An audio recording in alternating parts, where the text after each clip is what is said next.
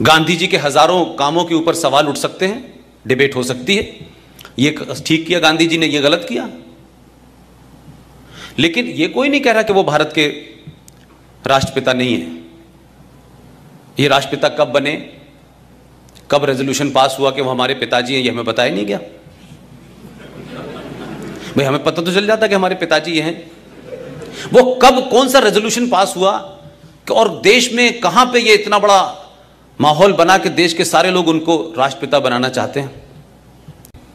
अपने देश को भरोसा दिलाया और पूरी ताकत से कहा कि पाकिस्तान अगर बना तो मेरी लाश पे बनेगा। मैं एक उसकी सिमिलरिटी नहीं खींचना चाहता, और उस दौर में बहुत सारे लोग थे जो गांधी जी को, उनकी क्या ताकत थी कि जब वो नोआखली के दंगों में गए तो जहां हिंदू मुसलमान लड़ रहे थे, हाथों में तलवारें थी लोगों ने हथियारों से, हाथ से उनके तलवारें गिर गईं। गांधी जी के कहने से इतनी स्ट्रांग अपील थी। तो नाथूराम गॉडसे को भी लगा कि ये देश महफूज है, कम से कम ये गांधी के होते हुए नहीं होगा। आप में से किसी ने 15 अगस्त 1947 को जब इस दिल्ली में जश्न मनाया जा रहा था तो बंगाल में और पंजाब में क्या हो रहा था, ये किसी को अंदाजा है? ये क्यों नहीं देश को बताया गया? और हिंदुस्तान के कौन से डॉक्यूमेंट में लिखा है कि 15 अगस्त 1947 को भारत आजाद हुआ था? कोई डॉक्यूमेंट नहीं सरकार के पास। नेशनल आर्काइव दिल्ली में चले जाएं, उसमें लिखा है 15 अगस्त 1947 को ट्रांसफर ऑफ पावर हुआ है। लेकिन हम गीत गा रहे हैं आजादी के। लिहाजा गांधी जी ने जो भरोसा देश को दिया, कोई तस्वीर ऐसी याद है हिंदुस्तान के किसी छोटे बड़े अखबार में कि जिस दिन 15 अगस्त को झंडा फहराया जा रहा था तो गांधी क्या कर रहे थे, गांधी थे कहां बैठे हुए थे? कोई प्रतिक्रिया है उनकी? तो ये आजादी, जिसको आप आजादी कह रहे हैं, जिसको हम सब लोग आजादी समझ रहे हैं, जिसमें 21 लाख लोगों की सरकारी रिकॉर्ड के हिसाब से मौत हुई है, सबसे ज्यादा लाशें पंजाब से की, सबसे ज्यादा उसके बाद लाशें बंगाल में हुई। गांधी के हत्यारे की चिंता है लोगों को। 21 लाख लोगों का मर्डर हुआ, 21 लाख लोग मारे गए, उनका जिम्मेदार कौन है? उसकी भी कोई जिम्मेदारी लेगा कि नहीं लेगा? वो किसके खाते में जाएंगी भाई? और क्या इस देशवासियों से पूछा था आपने कि हम एक लाइन खींच देंगे पंजाब से और एक लाइन खींच देंगे बंगाल में और ये मुल्क को हम बांट देंगे? ये किसने तय किया था? कौन कॉन्स्पिरेटर थे? क्या गांधी जी को नहीं पता? क्या गांधी जी की सहमति से नहीं हो रहा था? कि गांधी जी को नहीं पता था कि कौन कौन लोग इसमें शामिल हैं? तो गांधी जी की क्या प्रतिक्रिया थी भाई? अंबेडकर से उनका किसी बात पे विवाद हो गया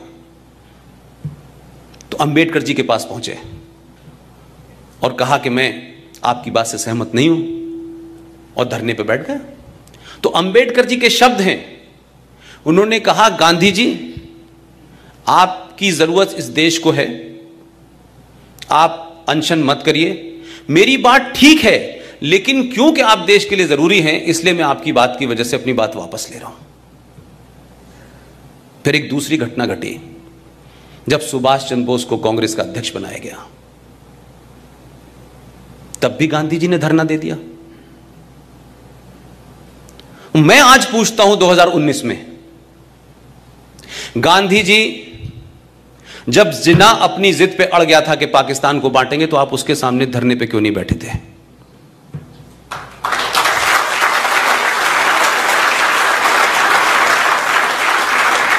आप धरना देते, कुछ भी करते, ये देश नहीं बंटने देते ना। मैंने कोई एपिसोड नहीं देखा गांधी जी ने जिन्ना से बात की हो कि देश मत बांटो। तो जो आपने रवैया अंबेडकर के साथ किया, सुभाष के साथ किया, वो जिन्ना के सामने क्यों नहीं किया आपने? आप ऐसे अमरण अनशन पे क्यों नहीं बैठे कि नेहरू के ऊपर भी दबाव बन जाता? आपने तो उस कॉन्स्पिरेसी में शामिल हुए आप कि जिस जवाहरलाल नेहरू को 14 में से एक भी वोट नहीं मिला था, फिर भी आपने अपने हाई मॉरल ग्राउंड को स्टार्ट किया और कहा पटेल से, क्या कहते हैं कि नेहरू की हार मेरी हार है, और पटेल जी ने कुर्सी छोड़ दी। तो पहली ईवीएम हैकिंग तो आपने तब कर ली थी और ओपनली किया आपने।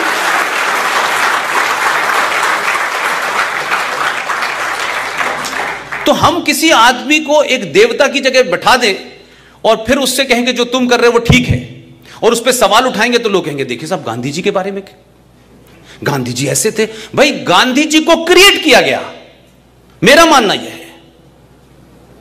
अंग्रेजों को कोई पागलपन का दौरा नहीं पड़ा था कि उनके अपना एक अंग्रेज जो कलेक्टर था उसने कहा कि मैं कांग्रेस पार्टी की नींव रखता हूं, A.O. ह्यूम, और तुम हमें मारना और हमें यहां से भगा देना।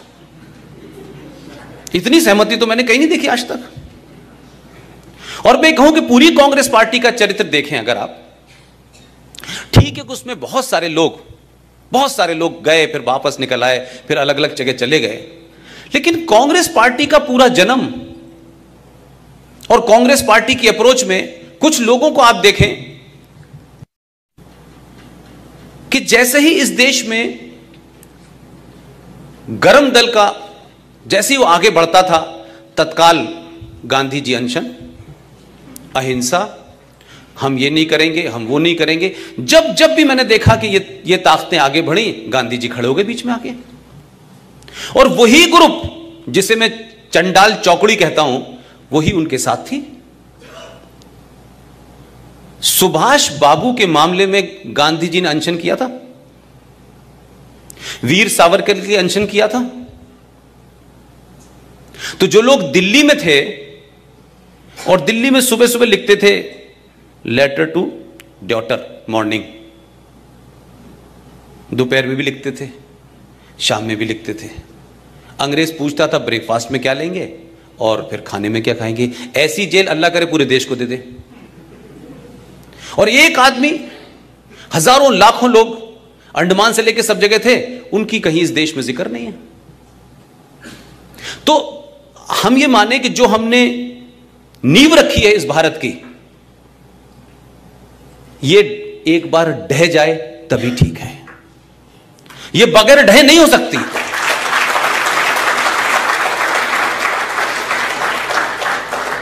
हमने ये देश इसलिए आजाद नहीं कराया था कि नेहरू जी प्रधानमंत्री बन जाएं 16 साल, और उनकी ताजपोशी जब मुमकिन होती है, जब इस देश के एक आदमी को, आज के रिकॉर्ड में अगर कहूं तो 1945 में उस आदमी को अंग्रेजों से मिलकर नहीं हटाया गया। क्या सुभाष चंद्र बोस 1945 में गायब हुए, उसमें नेहरू जी के अलावा दूसरी फोर्सेस नहीं थी? और ये बात मैं इसलिए कहता हूं कि अब से 6 महीने पहले जो हम लोगों की पिछले 4 साल से लड़ाई चल रही थी, वो पूरे तौर पे समाप्त हो गई। आप सबको पता होगा कि 6 महीने पहले हम लोगों ने सुभाष चंद्र बोस के सिलसिले से जो सिलसिला चल रहा था कि उनके सारे डॉक्यूमेंट को डीक्लासिफाई किया जाए, वो क्लासिफाई भी हुए। लेकिन बड़ी लड़ाई ये थी कि भारत का प्रधानमंत्री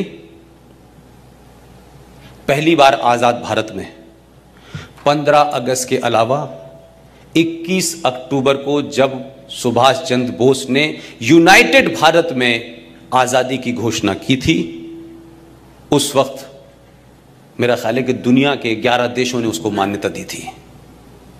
यह डर कांग्रेस के लोगों को लगा कि हम तो ट्रांसफर ऑफ पावर में बैठे हैं कि हमारा नंबर आने वाला है, ये बीच में कहां से आ जाएगा। तो क्या कॉन्स्पिरेसी हुई कि 43 से 45 तक सुभाष गायब हो गए, और अभी 6 महीने पहले जब भारत के प्रधानमंत्री 21 अक्टूबर को भारत के लाल किले पे 15 अगस्त के अलावा दोबारा गए और झंडा फहराया।